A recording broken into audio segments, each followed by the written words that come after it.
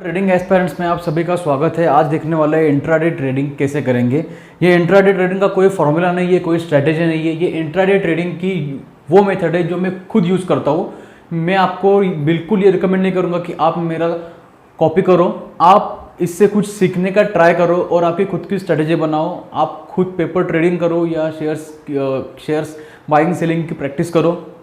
मैं आपको बिल्कुल भी यहाँ पे ये रिकमेंड करने का ट्राई नहीं कर रहा हूँ कि मेरी मेथड आप अपनाओ। ठीक है, ये मेरी मेथड है जो मैं आपको एक्सप्लेन करने जा रहा हूँ और कुछ पॉइंट्स मैं आपको बताने का ट्राई भी करूँगा, लेकिन मैं बिल्कुल ये रिकमेंड नहीं करता कि आप सेम टू सेम इसे कॉपी करो। ठीक है, चलो इंट्राडे ट्रेडिंग में कौन से पॉइंट्स आते हैं। इनिशियल डेज में जब मैंने ट्रेडिंग की शुरुआत की थी तब मुझे समझ नहीं आ रहा था कि मैं सबसे पहले तो मैं शेयर्स कहाँ से चुनूँ।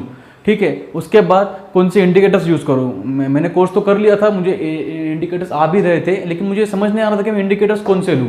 ठीक है, कौन से सेट करूँ मेरे चार्ट पे। फिर था टाइम फ्रेम कौन सा। टाइम फ्रेम के बारे में मैंने इतना नहीं सोचा था, लेकिन टाइम फ्रेम एक बहुत ज़रूरी बात है इंट्राडे ट्रेडिंग में। तीसरा था टारगेट क्या होगा, स्टॉप लॉस क्या होगा और प्रैक्टिस कैसे करूँगा। ठीक है, चलो सबसे पहले देख लेते हैं कि कौन से शेयर्स लेने हैं। शेयर्स लेने के लिए मैं यूज़ करता हूँ, पहले यूज़ करता था एनईसी की वेबसाइट, लेकिन उसके बाद मुझे मनी कंट्रोल का ऐप थोड़ा सा इजी टू यूज़ लगा, तो मैंने मनी कंट्रोल का ऐप यूज़ करना चालू कर दिया था और आज भी मैं मनी कंट्रोल का ऐप ही यूज़ करता हूँ। मनी कंट्रोल के ऐप पे जाके आप देखो, सबसे पहला बात तो ये है कि आपकी ट्रेडिंग 9:15 बजे चालू नहीं होगी। 9:15 बजे से 10:15 बजे तक आप सिर्फ मार्केट देखोगे, मार्केट में क्या चल रहा है, मार्केट ऊपर जाएगा कि नीचे जाएगा, क्या हलचल चल रही है, मार्केट का एक्चुअली ट्रेंड क्या है, मार्केट का ट्रेंड बुलिश है, बेरिश है, या फिर मार्केट रेंज बाउंड है, मतलब वहाँ ये घूम रहा है, जैसे साइडवेज भी बोलते हैं, साइडवेज मार्केट है। तो आप ये सब 10:15 बजे तक देखोगे। आप एंट्री करोगे 10:15 बजे, या फिर एंट्री करोगे मतलब ये कि आपके ऊपर कंपल्शन में नहीं है कि 10:15 बजे एंट्री कर ही लिया। 10:15 बजे आप रेडी हो जाओगे मार्केट में एंट्री करने के लिए। ठीक है, तो मनी कंट्रोल पे जाके 10:15 बजे आप 3 टॉप लूजर और टॉप गेनर देख लोगे। ठीक है, 3 टॉप लूजर देखोगे, 3 टॉप गेनर देखोगे। टॉप लूजर हो गए सेलिंग के लिए, टॉप गेनर हो गए बाइंग के लिए। ठीक है, तो उसके बाद आपने शेयर्स चुन लिए, आपको पता भी चल गया कि आज मैं किस शेयर में ट्रेडिंग करने वाला हूँ। दूसरा, कोई लोग ऐसे भी होते हैं जिनका एक शेयर फिक्स होता है या 2 या 3 शेयर फिक्स होते हैं, वो रोज मनी कंट्रोल रेफर नहीं करते। तो मतलब फॉर एग्जांपल किसी का एसबीआई होगा, किसी का अपोलो टायर होगा। मेरा पहले अपोलो टायर था, लेकिन मुझे वो स्ट्रैटेजी अच्छी नहीं लग रही थी कि रोज मैं एक ही शेयर में ट्रेडिंग करूं। तो मैंने इसके बाद आज जो शेयर भाग रहा है या आज जो शेयर बहुत गिर रहा है उस पर मैंने काम करना चालू कर दिया, and now it is working very well. ठीक है, तो दूसरा आता है इंडिकेटर्स। इंडिकेटर्स बहुत मैटर करते हैं इंट्राडे ट्रेडिंग में, बिकॉज ट्रेडिंग में आप चार्ट के पैटर्न्स वगैरह इतने रेफर नहीं कर सकते, आपके पास टाइम नहीं होता, फास्ट डिसीजन लेना पड़ता है। तो इंडिकेटर्स बहुत काम आते हैं इंट्राडे ट्रेडिंग में। तो ज़्यादा से ज़्यादा आप अपने चार्ट पे लगाओगे 3 इंडिकेटर, मैक्स टू मैक्स आप चार्ट पे लगाओगे 3 ही इंडिकेटर। ठीक है, मैं लगाता हूँ RSI, मूविंग एवरेज और इसके साथ वीवैप। ठीक है, RSI, मूविंग एवरेज और वीवैप लगाता हूँ मैं हमेशा।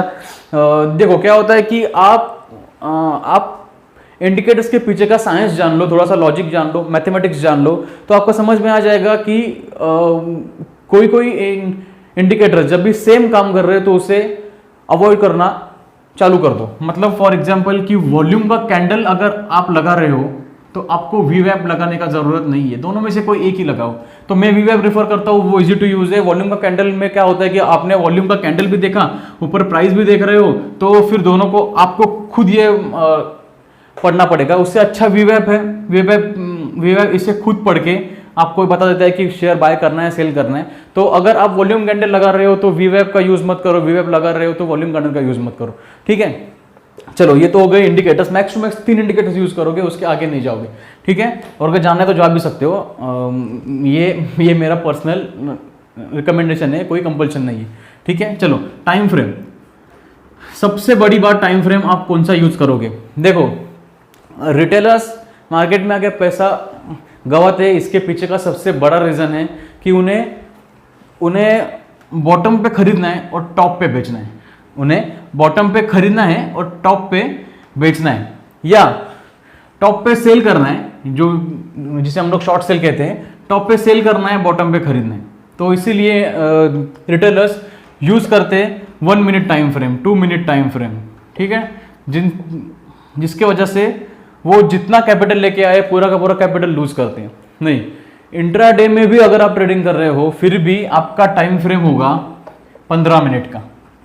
आप 15 मिनट टाइम फ्रेम पे ट्रेडिंग करोगे, 15 मिनट। और अगर आपको सीरियसली थोड़ा सा रिजल्ट अच्छा देखना है, अगर आप अच्छा रिजल्ट देखना चाहते हो, गो फॉर 30 मिनट, ठीक है। आप 5-10 मिनट के टाइम फ्रेम पे ट्रेड नहीं करोगे।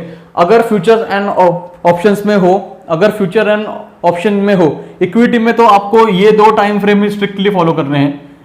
अगर पैसा कमाना है तो, पैसा गंवाना है तो you can go for 1 minute also. अगर आपको पैसा कमाना है तो ये 2 टाइम फ्रेम है इक्विटी के लिए। फ्यूचर एंड ऑप्शन में आपको थोड़ा सा रिलैक्सेशन मिल सकता है 10 मिनट्स का। आप एफ एंड ओ के लिए 10 मिनट का टाइम फ्रेम यूज कर सकते हो।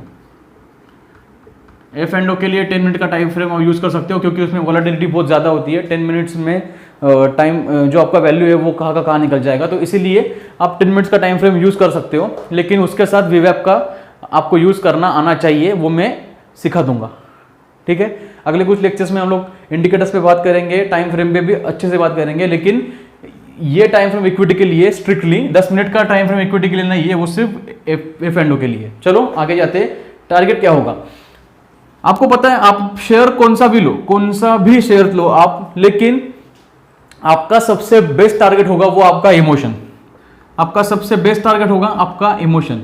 कोई आपको बाहर से नहीं बताने आएगा, मैं भी आपको नहीं बताऊंगा। हमारे टेलीग्राम ग्रुप पे मैं कभी भी टारगेट नहीं डालूंगा। मैं आपको ज़्यादा से ज़्यादा मैं आपको शेयर्स बताऊंगा कि कौन से शेयर्स में आज आप काम कर सकते हो, इसमें करो ये भी नहीं बोलूंगा। आप काम कर सकते हो अपना दिमाग लगा के। ये टेलीग्राम ग्रुप पे खाली आपको इतना ही बताया जाएगा कि आप किस में काम करो। आज आप कौन से शेयर को देखने वाले हो, खाली इतना ही बताया जाएगा। मैं आपको टारगेट भी नहीं बताऊंगा, मैं आपको स्टॉप लॉस भी नहीं बताऊंगा। क्यों?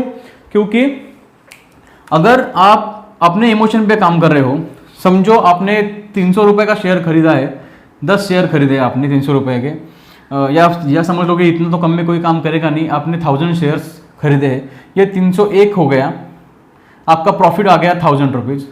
तो इसके बाद अगर आपको लग रहा है कि मुझे आज के लिए 1000 रुपया काफ़ी है, निकल जाओ उससे, आप उससे बाहर निकल जाओ, ठीक है। आप उससे बाहर निकल जाओ, क्योंकि ये आपका बेस्ट इमोशन है।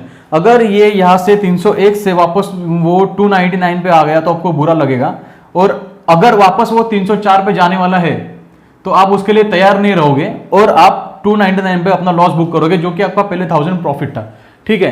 तो आप इमोशन पे टारगेट बुक करना सीख लो। Emotion is the best target in stock market, ठीक है। Emotion is the best target in stock market. तो टारगेट हमेशा आपके इमोशन में बुक होगा। मेरी तरफ से टेलीग्राम पे कोई टारगेट नहीं दिया जाएगा, कोई स्टॉप लॉस नहीं दिया जाएगा। इन जनरल हम लोग 1% के टारगेट पे काम करते हैं, मैक्स टू मैक्स, मैक्सिमम 1% के। मैं खुद 1% पे काम करता हूँ, सिर्फ और सिर्फ 1% इंट्राडे में, ठीक है। मतलब मेरा 100 रुपये का शेयर अगर 101 रुपये हो गया, मैं ज़्यादा नहीं रुकता हूँ, चाहे बाद में वो 110 भी हो जाए, मुझे बुरा नहीं लगता, ठीक है। मैं सिर्फ 1% पे काम करता हूँ बस, और ये मेरा मैक्स टारगेट है। कभी कभार मैंने 0.5% पे या फिर 0.75% पे भी मेरे प्रॉफिट्स बुक किए हैं, लेकिन एट मैक्स में 1% पे काम कर चुका हूँ इसके पहले, ठीक है। चलो इसके बाहर आएगा स्टॉप लॉस। जैसे मैंने कहा टारगेट इमोशन पे होता है, स्टॉप लॉस डिपेंड होगा आपके इंडिकेटर पे। मैंने पहले ही आपको बोल दिया था कि मेरी तरफ से आपको कोई स्टॉप लॉस या टारगेट नहीं मिलेगा। क्यों? क्योंकि आप कौन सा इंडिकेटर यूज कर रहे हो ये मुझे नहीं पता। शायद आप समझ लो कि आप वीवैप यूज कर रहे हो, वीवैप, और आपने बाइंग की है।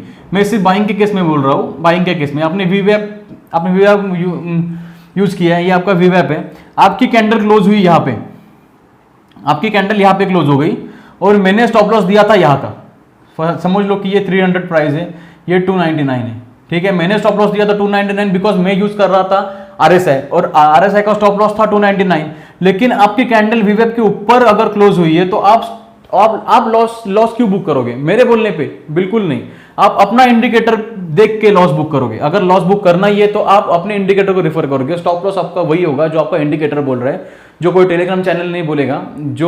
जो आप ऐसा रफली, बहुत सारे लोग हैं जो 5% 10% डालते हैं, 5% स्टॉप लॉस 10% स्टॉप लॉस। ऐसा नहीं होता, बिल्कुल भी नहीं होता। स्टॉप लॉस आपका कभी भी फिक्स नहीं होता कि मैं यहाँ लॉस बुक करूंगा, बिल्कुल नहीं।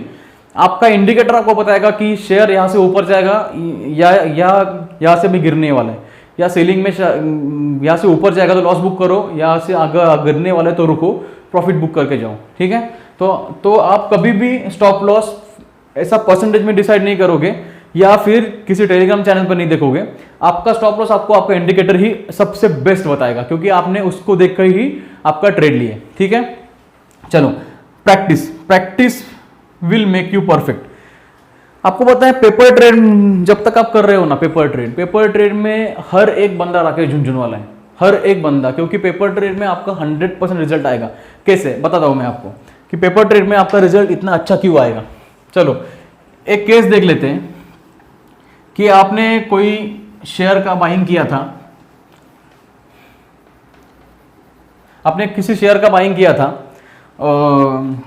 वीवेब पे देख के, तो आपने बाय किया उसे जब भी ऐसा कैंडल फॉर्म हुआ था। ठीक है, ग्रीन कैंडल था, आपने उसे बाय किया, ऐसा कैंडल फॉर्म हुआ, क्योंकि वीवेब के ऊपर उसने क्लोज किया था तो आपने बाइंग कर लिया, वो यहाँ पे आ गया, आपने प्रॉफिट नहीं बुक किया। जबकि रियल केस में ऐसा होगा नहीं, आप यहाँ पे अपना प्रॉफिट बुक कर लोगे अगर 1% पे काम कर रहे हो तो।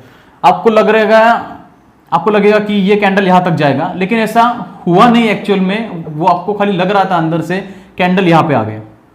ठीक है, तो रियल ट्रेडिंग में तो आप यहां पे लॉस बुक कर लोगे, रियल ट्रेडिंग में आप यहां पे लॉस बुक कर लोगे, लेकिन यहां आप रुक गए। हाँ, और एक कैंडल यहां पे फॉर्म हुआ। ठीक है, और उसके बाद एक बड़ा मूव आया और कैंडल सीधा यहां पे चला गया, यहां पे क्लोजिंग हुआ कैंडल का। ठीक है, तो आपको लगेगा देखा मुझे पता था कैंडल ऊपर गया, इसीलिए मैंने यहां पे बुक नहीं किया। ये बोलने की बात है, जब तक पेपर ट्रेडिंग कर रहे हो तब तक ही ऐसा केस होगा और आप खुद को राकेश झुनझुनवाला जैसा महसूस करोगे। ठीक है, ये सिर्फ पेपर ट्रेडिंग में होगा, सिर्फ पेपर ट्रेडिंग में। एक्चुअल में अगर जो रियल ट्रेडर है वो यहां पे ही प्रॉफिट बुक कर लेगा, और अगर आप रुक भी गए तो भी आप यहां पे लॉस बुक कर लोगे, आप इसके नीचे का ये कैंडल का वेट ही नहीं करोगे। ठीक है, ऐसा होता है।